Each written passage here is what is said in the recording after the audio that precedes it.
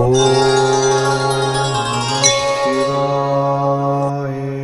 Spiritual ஜோதிடம் TV நேயர்கள் அனைவருக்கும் உங்கள் திதியோக கரண ஆராய்ச்சியாளர் நல்லாசிரியர் சௌபாக்கிய மணிவண்ணனின் இனிய சௌபாக்கிய வணக்கங்கள். நம்ம இப்போ கரணங்களை பற்றிய பல அரிய விஷயங்களை தான் நம்ம இதில் பார்க்க போகிறோங்க. அதாவது கரணங்கள் மொத்தம் 11 கரணங்கள் இருக்குது. பவம், பாலவம், கௌளவம், தைத்துளை, கரசை, வணிசை, பத்திரை, சதுஸ்பாதம், நாகவம், கிம்சகுணம்னு சொல்லிட்டு ஒரு 11 கரணங்கள் இருக்குது.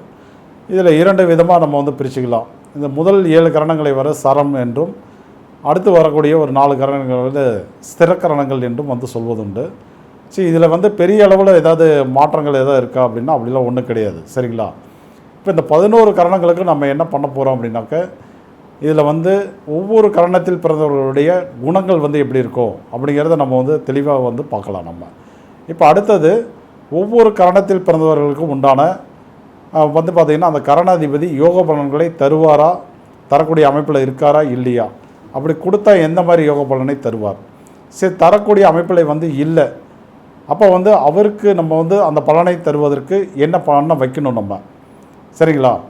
எந்த அமைப்பில் இருந்தாக்க அவர் தருவார், அப்படி எந்த அமைப்பில் வர வைப்பதற்கு என்ன வழிகளை நம்ம கையாள வேண்டும் அப்படிங்கிறத நம்ம பார்க்கலாம். இப்போ அடுத்தபடியாக பார்த்திங்கன்னா பரிகாரங்கள் அப்படின்னு சில விஷயங்கள் வரும்போது பார்த்திங்க அப்படின்னா கரண வழிபாடுகள் ஒன்று மட்டுமே போதாதுங்க. ஆக்சுவலாக கரணாதிபதி யோக பலனை தரக்கூடிய தன்மையில் இருந்தால் மட்டும்தான் நீங்கள் கரண வழிபாடுகளை பண்ணும்போது அந்த பார்த்திங்கன்னா ஒரு யோக பலனை நமக்கு கொடுக்கும். சப்போஸ் அந்த கரணாதிபதி அந்த ஜாதகத்தில் யோக பலனை தரக்கூடிய தன்மையிலே இல்லைன்னு வச்சுக்கோங்க. இப்போ நம்ம அந்த வழிபாடுகளை பெறினாலும் எந்த வித நன்மையுமே இல்லை. அப்போ என்ன பண்ணணும் அப்படின்னு கேட்டிங்கன்னா, கரணங்கள் என்பது உங்களுக்கு கரணாதிபதியான அந்த ஒரு கிரகத்தோடு கிடையாது. இப்போ அவருக்கு பார்த்திங்கன்னா உதாரணத்துக்கு பவகரணத்தை நம்ம எடுத்துக்கோமே. அப்போ பவகரணத்துக்கு உண்டான கரணாதிபதி செவ்வாய். இந்த செவ்வாய்கிட்ட மட்டுமே கரணத்தினுடைய தன்மைகள் இருக்காதுங்க. மேசராசி ஃபுல்லும் இருக்கும், விருச்சிகம் ஃபுல்லும் இருக்கும். அடுத்தது பார்த்திங்கனாக்கா அந்த மிருகசீரிசம், சித்திரை, அவிட்டம் அந்த நட்சத்திரத்தில் இருக்கும். அடுத்தது பார்த்திங்கன்னா செவ்வாய் நின்ற இடத்துல இருக்கும், கோச்சார செவ்வாய் இருக்கிற அங்கே இருக்கும், இணைந்த கிரகங்கள் இருக்கும், பார்த்த கிரகங்கள்கிட்ட இருக்கும், இப்படி பல இடங்களில் இருக்குது. அப்போ இதையெல்லாம் நம்ம என்னென்னா ஒரு ஜாதகத்தை எடுத்து ஆய்வு செய்யும்போது நமக்கு இந்தந்த இடத்துலலாம் கிரகங்கள் கரணத்துடன் தொடர்பில் இருக்காங்க, இதில் இந்த இடத்துல யோக பலனை இந்த கிரகங்கள் வெளிப்படுத்துது. அப்போ அதற்குரிய வழிபாடுகளை அந்த ஜாதகருக்கு கொடுக்கும்போது தான் அவருடைய வாழ்வில் மிகப்பெரிய மாற்றங்கள், உயரங்கள் என்பது ஏற்படும். சரிங்களா? இப்படி தான் நம்ம என்ன பண்ண போகிறோம் அப்படின்னா, இந்த 11 கரணங்களுக்கும் நம்ம ஒவ்வொரு விஷயமும் அழகாக பகுத்து நம்ம பார்க்க போகிறோம். சரிங்களா? இப்போ பார்க்கலாமா? ஓகே ஜி, பார்க்கலாம். கிம்ஸ்துகினம் கரண நேயர்களுக்கு உண்டான பல அரிய சூட்சுமங்களை நாம் இப்பொழுது பார்க்கலாம். கிம்ஸ்துகின கரணங்களில் மொத்தம் 11 கரணங்கள் இருக்குங்க. அதில் 11ஆவதாக வரக்கூடிய கரணம் தான் இந்த கிம்ஸ்துகின கரணம். இப்போ நீங்கள் மொத்தம் 11 கரணங்கள், அந்த 11 கரணங்களில் ஏதாவது ஒரு கரணங்களில் தான் நீங்கள் கண்டிப்பாக பிறக்கணும், வேறு வழியே கிடையாது. சரிங்களா? இப்போ 11 கரணங்களை நம்ம பார்த்தோம்னா பவம், பாலவம், கௌளவம், தைத்துளை, கரசை, வணிசை, பத்திரை, சகுனி, சதுஸ்பாதம், நாகவம், கிம்ஸ்துகணம். இப்போ இதில் கடைசி கரணமான 11ஆவது கரணமான கிம்ஸ்துகணத்தை பற்றி தான் நம்ம இதில் பார்க்க போகிறோம் நம்ம. சரி, இப்போ கிம்ஸ்துகண கரணம், இந்த கரணத்திற்கு உண்டான கரண அதிபதி யார் அப்படின்னு பார்த்தீங்கன்னா புதன். அடுத்தது இதற்காக கொடுக்கப்பட்டுள்ள ஒரு சிம்பிள் என்னென்னு கேட்டிங்கன்னா, புழு பூச்சிகளை நம்ம முன்னோர்கள் கொடுத்துருக்காங்க, ஒரு அடையாள சின்னமாக கொடுத்துருக்காங்க நம்ம.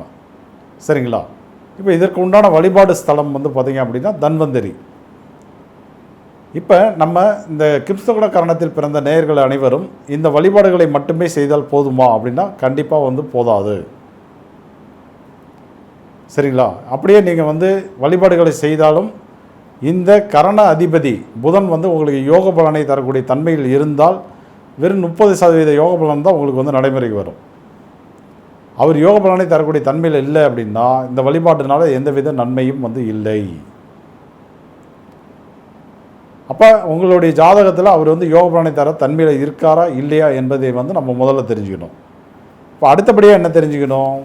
அடுத்தபடியாக வேறு ஏதாவது வழிபாடுகள் இருக்கா, இந்த யோகத்தை நம்ம அதிகப்படுத்துறதுக்கு என்னென்ன வழிகள் இருக்குது அப்படிங்கிறத நம்ம பார்க்கலாம். நம்ம இப்போ அடுத்தது பார்க்கும்போது இந்த கிம்ஸ்துகண கரணத்தில் பிறந்தவர்களுடைய குணங்கள் எப்படி அமையும். அதே போல் அவர் வந்து யோக பலனை தரக்கூடிய தன்மையில் இருக்காரா இல்லையா, அதுக்கு உண்டான விதிகள் என்ன, அது எப்படி வந்து நம்ம ஜோதிடத்தில் வந்து தெரிஞ்சுக்கிறது. சரிங்களா? இப்படி நம்ம வந்து 3 விதமாக பிரித்து நம்ம வந்து பார்க்கலாம். நம்ம பொதுவாக கிம்ஸ்துகோண கரணத்தில் பிறந்தவர்களுடைய கரணாதிபதி புதன் என்பதால் இவர்களுடைய குணங்கள் வந்து எப்படி சித்தரிக்கப்படும் அப்படின்னு கேட்டிங்கன்னா, நல்ல புத்திசாலியாக இருப்பாங்க, நல்ல வந்து அறிவாளியாக இருப்பார்கள், கல்வியில் வந்து சிறந்து விளங்குவாங்க, விகடகவியாக இருப்பாங்க, பேச்சாற்றல் இருக்கும், எழுத்தாற்றல் இருக்கும், நிறைய நல்ல நண்பர்கள் வந்து அமைவாங்க, குலதெய்வ அனுகிரகத்தை பெற்றவர்கள், இப்படி வந்து இவர்களுடைய குணங்களை வந்து நிர்ணயம் பண்ணுவாங்க. சரிங்களா? ஆனால் வந்து இது வந்து சரியானதா அப்படின்னா கண்டிப்பாக வந்து சரியானது இல்லை. என்ன காரணம் அப்படின்னு கேட்டிங்கன்னா, இப்போ ஒரு இரட்டை குழந்தைகள் வந்து பிறகுறாங்க, எல்லா 2 பேருமே கிம்ஸ்துகோண கரணம் தான். இதில் ஒருத்தர் வந்து பார்த்திங்கன்னா நல்லா படிப்பார், ஒருத்தர் வந்து பார்த்திங்கன்னா சரியாக படிக்க மாட்டார். இப்போ என்ன காரணம்? இருவருக்கும் திதி ஒன்று, யோகம் ஒன்று, கரணம் ஒன்று. ஆனால் வந்து பார்த்திங்கன்னா லக்னம் நின்ற டிகிரி மட்டும் வந்து மாறிடும். இப்போ பாவம் மாறுதல் என்ற ஒரு மாறுதல்னால இருவருடைய வாழ்க்கையில் நடக்கக்கூடிய பலன்கள் எல்லாம் வெவ்வேறு மாதிரி மாறிடுது. அப்படி இருக்கிறப்ப நீங்கள் ஒரு நாள் கிம்ஸ்துகோண கரணத்தில் வந்து பிறந்திருப்பீங்க, இன்னும் ஒரு 10 நாள் கழித்து ஒருத்தர் பிறப்பார். இவங்க 2 பேருக்கும் ஒரே குணங்கள் என்பது எப்படி வரும்? அப்போ குணங்கள் என்பது எப்படி அப்படின்னு கேட்டிங்கன்னா, பாவ ரீதியாக அடுத்தது வந்து அந்த புதன் கரணாதிபதி நிற்கிற வீடு நட்சத்திரத்துக்கு தகுந்த மாதிரி, நீங்கள் பிறந்த நித்தி நாம யோகம் திதிக்கு தகுந்த மாதிரி அந்த கேரக்டர் வந்து மாறிடும். சரிங்களா? இப்போ உதாரணத்துக்கு வந்து பார்த்தீங்க அப்படின்னாக்க, உதாரணத்திற்கு நம்ம வந்து பார்க்கும்போது புதன் சுயசாரம் வாங்கியிருக்காரு, ஆயில்யம் கேட்டை ரேவதி நட்சத்திரத்தில் இருக்காருன்னு வச்சுக்கோங்க. நீங்கள் பிறந்தது பிரீத்தி விருத்தி சிவம் நாம யோகத்தில் பிறக்கிறீங்க. இப்போ எப்படி இருக்கும்? இப்போ வந்து பார்த்தீங்கன்னா அந்த நட்சத்திரத்தினுடைய தன்மை வந்து யோக தன்மையில் இருக்குது. அதே போல் அதில் இருக்கக்கூடிய கிரகம் வந்து கரணாதிபதி தன்மையில் இருக்காது, அது கரணாதிபதி நட்சத்திரமே. இந்த இடத்துல நம்ம முன்ன என்ன பலன்கள் வந்து குணங்கள்லாம் சொல்லணுமோ அது எல்லாமே வந்து பொருந்தும் அவருக்கு. இப்போ இதே வந்து பார்த்திங்க அப்படின்னா, இதே கரணாதிபதி புதன் ஒரு பூச நட்சத்திரத்தில் இருக்கார், அனுசத்தில் இருக்கார், உத்திரட்டாதியில் இருக்கார். இப்போ இந்த பலன்களை சொன்னீங்கன்னா சரி வராது. ஏன் அப்படின்னா சனி பகவானுக்கு உண்டான குணங்களில் வந்து மறதி என்பது ஒரு அவருடைய ரோல் கேரக்டர். அதில் வந்து கரணாதிபதி போய் நிற்கிறதுனால ஜாதகருக்கு வந்து பார்த்திங்கன்னா மறதி என்பது அதிகமாக இருக்கும். பொழுதுனைக்கும் வந்து தூங்கிட்டே இருப்பார், சோம்பேறித்தனமாக இருக்கும், மறதி நிலை என்பது அதிகமாக இருக்கும். இப்போ இந்த இடத்துல கேரக்டர்லாம் வந்து பார்த்திங்கன்னா மாறிடும். இப்போ அதே வந்து புதன் வந்து ராகுனுடைய சாரத்தில் வந்து அமர்ந்து யோக பலனை தரக்கூடிய தன்மையில் இருந்தால், இப்போ திருவாதிரை சுவாதி சதயத்திலிருந்து யோக பலனை தரக்கூடிய தன்மையில் இருந்தால், கல்வி வழி யோகம் என்பது ஆக்டிவேட் ஆகி ஜாதகருக்கு மிகப்பெரிய யோக பலன்கள் நடைமுறைக்கு வரும். எல்லாமே ஈஸியாக கிடைக்கும், எம்பிபிஎஸ் சீட்டு ஈஸியாக கிடைக்கும், ஐஏஎஸ்ஸாக ஈஸியாக கிடைக்கும். அதே அமைப்பு உங்களுக்கு வந்து நெகட்டிவ் பலன்களை தரக்கூடிய தன்மையில் இருந்தால், ரெண்டுமே அங்கே இருக்குது. இப்போ வந்து புதன் வந்து திருவாதிரை சுவாதி சதயத்தில் இருந்தால் யோக பலன்னு உடனே முடிவு பண்ணிடக்கூடாது. அந்த நட்சத்திரத்தினுடைய கரணம் வந்து ஓகே, கரணாதிபதி புதன், அது இன்னும் வீடு இருக்குது, அதனுடைய நட்சத்திரத்தினுடைய தன்மை இருக்குது, அதெல்லாம் இணைக்கும் போது இப்போ வந்து நீங்கள் திருதி வீதி பாதம் மகேந்திரத்தில் பிறந்திருக்கீங்க அப்படின்னா உங்களுக்கு யோகி வந்து ராகுவாக வர்றதுனால கண்டிப்பாக வந்து அது கல்வி வழி யோகத்தை வந்து கொடுத்துருவார். இப்போ அதே நீங்கள் வந்து ஆயுஷ்மான் துருவம் சித்த நாம யோகத்தில் பிறந்திருக்கீங்கன்னு வச்சுக்கோங்க, ராகு வந்து உங்களுக்கு அவயோகமாக வருவார், திருவாதிரை நட்சத்திரம் அவயோகமாக வரும். இப்போ அதில் வந்து புதன் வந்து அமருதுன்னு வச்சுக்கோங்க, இது என்னாகும் அப்படின்னா கல்வி வழி சாபமாக செயல்படும். ஜாதகர் வந்து ஸ்கூல் பக்கமே போக மாட்டார், கட்டடிச்சுட்டு சுற்றுவார், தேவையில்லாமல் வந்து பார்த்திங்கன்னா ரவுடித்தனம்லாம் பண்ணிகிட்டு இருப்பார், பேட் ஹேபிட்லாம் நிறையா இருக்கும், மது மாது சூது போன்ற விஷயங்கள்லாம் வந்து நடைமுறைக்கு வந்துடும், தேவையில்லாத நண்பர்களுடைய சாவகாசம்லாம் வந்துடும். அப்போ கேரக்டர் என்பது குணங்கள் என்பது கரணநாதன் வந்து குணங்கள் அப்படிங்கிறது மேலோட்டமான செய்தி. அந்த கரணநாதன் எந்த நட்சத்திரத்தில் இருக்கார், அதை பொறுத்து அந்த எந்த வீட்டில் இருக்கார், எந்த கிரகங்கள் பார்க்குது, இதை பொறுத்து குணங்கள் மாறும். இதில் வந்து சுபம் அசுபம்னு 2 இருக்குது. அதே வந்து பார்த்திங்கன்னா நீங்கள் பிறந்த திதி நித்திய நாமயோகம் அதையெல்லாம் அடிப்படையாக, அடுத்தது வந்து உங்களுடைய லக்ன புள்ளி பாவம் மாறுதல், இதையெல்லாம் வைத்து அந்த பலன்கள்லாம் வந்து நன்மை தீமைங்கிறத அளவில் வந்து மாறுபட்டுவிடும். சரிங்களா? இது வந்து என்னென்னா குணங்களுடைய ரோல் இந்த மாதிரி போகுது. இப்போ அடுத்த பலன்கள் அப்படின்னு வரும்போது இதே தான். கரண அதிபதினாவே உடனே யோக பலன்னு எல்லாம் நினச்சிக்கிறாங்க. இப்போ கிம்சகுண கரணத்தில் வந்து பிறந்திருக்கார் ஒருத்தர், கரண அதிபதி புதன், உடனே நல்லா படிப்பார் அப்படின்னு நினச்சிக்கிறாங்க. இப்போ வந்து தன்வந்திரி வழிபாடு பண்ணால் போதும் ஆயுள் முழுவதும் அப்படின்னு நினச்சிக்கிறாங்க. அது வந்து முற்றிலும் வந்து தவறான விஷயம். சரிங்களா? அப்போ யோகத்தின் அடிப்படையில் அவர் வந்து கெடுபலனை தரக்கூடிய தன்மையில் ஒரு வீட்லேயோ ஒரு அவயோக வீட்டில் இருக்காருன்னு வச்சுக்கோங்க. ஒரு கரணாதிபதி அவயோக வீடு. இப்போ உதாரணத்திற்கு நீங்கள் வந்து பிறந்தது வந்து சூலம் வரியான் வைத்திரி நாம யோகத்தில் பிறந்திருக்கீங்க. உங்களுக்கு வந்து அவயோக வீடு வந்து சிம்மமாக வரும். இந்த சிம்ம வீட்டில் இந்த சனி பகவான், இந்த புதன் பகவான் வந்து உட்காந்துருக்கார். சரிங்களா? ஒரு பூர்வ நட்சத்திரத்தில் இருக்காருன்னு வச்சுக்கோங்க. இந்த இடத்துல யோக பலனை வந்து கொடுத்துருவாரா? அவயோக வீட்டில் எப்படி தருவார் அவர்? இப்போ இதுக்கு வந்து என்ன வழிபாடு பண்ணணும், என்ன தோஷ நிவர்த்தி பண்ணணும்? தன்வந்திரி போய் கும்பிட்டா சரியாயிருமா? அப்போ வந்து மேசத்தில் புதன் வந்து யோக பலனை கரணாதரன் அதிபதி தராமத ஒரு நிலையில் இருக்கிறாரு, அவருக்கும் தன்வந்திரி. விருச்சிகத்தில் வந்து பார்த்திங்கன்னா அனுச நட்சத்திரத்தில் புதன் அமர்ந்து யோக பலனை தரக்கூடிய தன்மையில் இல்லை, அவருக்கும் தன்வந்திரி வழிபாடு. சிம்மத்தில் பூர்வ நட்சத்திரத்தில் புதன் வந்து கரணாதிபதி அமர்ந்து யோக பலனை தரக்கூடிய தன்மையில் இல்லை, அவருக்கும் தன்வந்திரி வழிபாடு. இது எப்படி வேலை போக்கும்? அப்போ இருக்கிற இடத்திற்கு தகுந்த மாதிரி வழிபாடுகள் பரிகாரங்கள் என்பது மாறிடும். அது இருக்கிறது வந்து சூரியனுடைய வீடு. அப்போ அவருக்கு முதல்ல பரிகாரங்கள் வந்து நம்ம வந்து பண்ணணும். நின்னது வந்து பூர்வ நட்சத்திரம், பார்வதியோடைய நட்சத்திரம் அது. அப்போ அதற்கு நம்ம பண்ணணும் இல்லைங்களா? அப்போ இந்த மாதிரி நம்ம வந்து பண்ணும்போது தான் அந்த தோஷ நிவர்த்திகள் கிடைத்து அந்த காரணத்தினால நம்ம வந்து அதிகப்படியான யோக பலன்களை வந்து அனுபவிக்க முடியும் நம்ம. சரிங்களா? இப்போ அடுத்தபடியாக நம்ம வந்து பார்க்கும்போது பரிகாரங்களுக்கு வருவோம். நம்ம இப்போ பரிகாரங்கள் அப்படின்னு வரும்போது கரணத்தினுடைய தன்மைகள் எங்கெங்கே இருக்கும் ஒரு ஜாதகத்தில் அப்படின்ற கோணத்தில் பார்த்தீங்க அப்படின்னாக்க, இப்போ கரண அதிபதி புதன். அப்போ புதன் நின்ற இடத்துல இருக்கும், அவரோட இணைந்த கிரகங்கிட்ட இருக்கும், பார்த்த கிரகங்கிட்ட இருக்கும். அந்த வீட்டில் வந்து மொத்தம் 30 டிகிரி இருக்குது, 2.25 நட்சத்திரம் இருக்குது, 9 பாதங்கள் இருக்குது, எல்லா இடத்துலையும் இருக்கும்.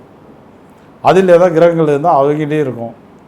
அந்த வீட்டு ஓனர் அவர்கிட்டே இருக்கும். இந்த கரணாதிபதி நின்ன நட்சத்திர அதிபதி அவர்கிட்டையும் இருக்கும் கரணத்தன்மை. அடுத்து புதனுடைய வீடு மிதுன ராசி, அது முழுவதும் இருக்கும். மிருகசிரிசந்தனுடைய 3-4 பாதங்கள், திருவாதிரனுடைய 4 பாதங்கள், புனர்பூசத்தினுடைய 3 பாதங்கள்லாம் அந்த கரணத்தன்மை இருக்கும் கண்டிப்பாக. அப்படியே வந்தீங்கன்னா கன்னி, உத்திர நட்சத்திரத்தினுடைய 3 பாதங்கள் 2, 3, 4, அஸ்தத்தினுடைய 1, 2, 3, 4, அடுத்தது சித்திரை 1, 2, இதிலும் அந்த தன்மைகள் எல்லாம் இருக்கும். அடுத்தது எங்கே இருக்கும்? ஆயில்ய நட்சத்திரம், கர்ணாதிபதி நட்சத்திரம் அவர்கிட்ட இருக்கும். கேட்டை நட்சத்திரம் அங்கேயும் இருக்கும். ரேவதி நட்சத்திரம் அதுலேயும் கரணத்தன்மை இருக்கும். சரி, இப்போ ஒரு புதன் வந்து உங்களுக்கு சுவாதி நட்சத்திரத்துலேருந்து யோக பலனை தர முடியாத தன்மையில் இருக்கார். இப்போ அதே வந்து ஆயில்ய நட்சத்திரத்தில் ஒரு சூரியன் வந்து அமர்ந்து யோக பலனை தரக்கூடிய தன்மையில் வந்து இருக்குது. இப்போ எந்த காரணத்துக்கு எந்த வழிபாடுகளை நம்ம எழுக்கணும்? புதன் யோக பலனை தள்ள, சூரியன் அமர்ந்து ஆயில்யத்தில் யோக பலனை தராரு. இப்போ எந்த வழிபாடை நம்ம பண்ணுறது நல்லது சொல்லுங்கள் பார்க்கலாம். அப்போ வந்து தன்வந்திரி வழிபாடு பண்ணால் எல்லாமே சரியாயிருமா? ஆகிறது இல்லையே. இதுவரை எல்லாம் வந்து கரணம்னு எல்லாம் சுற்றி பார்த்துட்டீங்க, என்னென்னமோ பண்ணி பார்த்துட்டீங்க, யாருக்கும் பல பேருக்கு வந்து நிவர்த்திகள் கிடைக்கல. அதுக்கு என்ன காரணம்னா, இவ்வளோ பிரச்சனைகள் உள்ளார இருக்குது, இவ்வளோ விதிகள் இருக்குது, இவ்வளோ சுச்சமங்கள் இருக்குது. 22 வருட அனுபவங்கள் எனக்கு. அப்போ இதையெல்லாம் எடுத்த ஆய்வுகள் வந்து கிட்டத்தட்ட 2015 ஆரம்பத்திலேருந்து இன்றைக்கி 2022 என்பது நடைமுறையில் போயிட்டுருக்கு. திதியோகரண பாடத்திட்டத்தில் என்னுடைய அனுபவங்கள். சரிங்களா? அப்போ இந்த மாதிரி ஜாதகத்துக்கு என்ன பண்ணணும்? சிவ வழிபாடு நீங்கள் பண்ணுங்கள். ஆயில்ய நட்சத்திரத்தில் இருக்கிறனால ஆதிசேஷனுடைய வழிபாடை வந்து தொடர்ந்து பண்ணுங்கள். ஒரு அம்மிக்கல் வீட்டில் இருக்கா, அதை வந்து வடகிழக்கு மூலையில் வச்சு அதை டெய்லியும் வந்து சுத்தப்படுத்தி மஞ்சள் குங்குமம் தூவி அதை வந்து வழிபாடு பண்ணுங்கள் வீட்டுக்குள்ளாரையே. இப்படி நம்ம வந்து பார்த்திங்கன்னா எளிமையான பல விஷயங்களை வந்து கொடுத்து அந்த ஜாதகருக்கு கரணத்தினுடைய முழு பலனையும் வந்து அனுபவிப்பதற்கு உண்டான வழிமுறைகளை வந்து நம்ம வந்து கொடுக்க முடியும். இதெல்லாம் நீங்கள் தெரிஞ்சுக்கணுன்னா வகுப்புகள் வந்து தெரிஞ்சுக்கலாம். ஆன்லைன் இருக்குது, டைரக்ட் கிளாஸ் இருக்குது, அதில் நீங்கள் தெரிஞ்சுக்கலாம். இல்லையா, ஜோதிட ஆலோசனை கன்சல்டிங் எடுத்து நீங்கள் வந்து தெரிஞ்சுக்கலாம். சரிங்களா? இப்போ எல்லோரும் காமனாக இந்த புதன் வந்து உங்களுக்கு கரணாதிபதியாக இருக்கனால காமனாக நீங்கள் என்ன பண்ணணும்? தன்வந்திரி வழிபாடுடன் என்ன பண்ணணும், ஆதிசேஷன் வழிபாடு, இந்திரனுடைய வழிபாடு, அடுத்து ராவணன் வழிபாடு, இது 3ஐயும் தொடர்ந்து நீங்கள் எப்பொழுதுமே பண்ணணும். ராமேஸ்வரம் சென்று வழிபாடு செய்வது, இதை நீங்கள் ரெகுலராக பண்ணும்போது என்னாகும் அப்படின்னு கேட்டிங்கன்னா, உங்களுடைய கரணத்திற்கு உண்டான ஒரு 50% நற்பலன்களை உங்களால் அனுபவிக்க முடியும். 100 வரணும் அப்படின்னாக்க நீங்கள் இது மேலும் இதெல்லாம் நிறைய தெரிஞ்சுக்கணும் நீங்கள். சரிங்களா? நம்ம இன்றைக்கி பேசுனதெல்லாம் வெறும் ஒரு 5% தகவல்கள் தான். இதில் இன்னும் ஏராளமாக இருக்குது. நமக்கு வாய்ப்புகள் கிடைக்கும் போதெல்லாம் நம்ம பகிர்ந்து கொள்ளலாம். உங்களிடமிருந்து விடைபெறுவது உங்கள் திதியோகரண ஆராய்ச்சியாளர் நல்லாசிரியர் சௌபாக்கியம் மணிவண்ணன், சேலம். நன்றி, வணக்கம்.